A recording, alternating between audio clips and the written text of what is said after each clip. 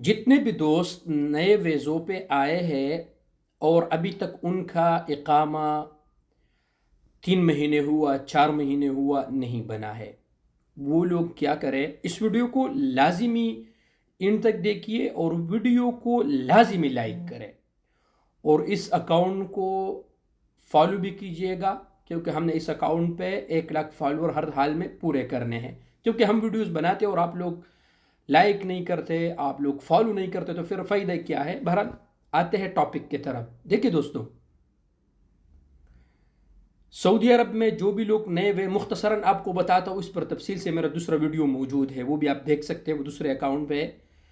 3 مہینے تک آپ کی کمپنی نے آپ کا اقامہ نہیں بنایا، 3 مہینے تک آپ کے کمپنی نے آپ کو بارڈر نمبر پر فائنل ایگزٹ نہیں لگایا، تو 3 مہینے اور نہ حروب ہے آپ کا، تو 3 مہینے کے بعد آپ اپنا اقامہ نمبر نکالے اور آپ کسی بھی جگہ پر ٹرانسفر لے سکتے ہیں۔ وہ کیوں؟ وہ اس لیے کہ کمپنی کو وزارت العمل نے اس بات کا پابند کیا ہے کہ جو فترہ تجربیہ ہے اس میں آپ دونوں نے کانٹریکٹ کرنا ہے، اگر کانٹریکٹ پر آپ لوگوں کا اتفاق نہیں ہوتا ہے تو اپنے ورکر کو آپ نے فائنل ایگزٹ بارڈر نمبر پہ لگانا ہے اور اس کو واپس بھیجنا ہے۔ اگر وہ ان تمام چیزوں پر عمل نہیں کرتے تو پھر آپ اپنا اقامہ نمبر نکالے، اپنا آبشر بنائے اور کسی بھی جگہ پر سے اگر آپ کو طلب آ جاتا ہے تو بغیر کفیل کے اس میں آپ کا ٹرانسفر ہو سکتا ہے۔ شرائط اس میں کیا ہے؟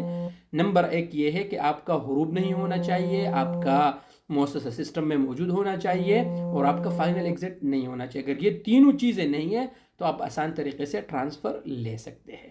ویڈیو کو لازمی لائک کریں اور لازمی دوستوں سے شیئر کیجیے گا۔ شکریہ۔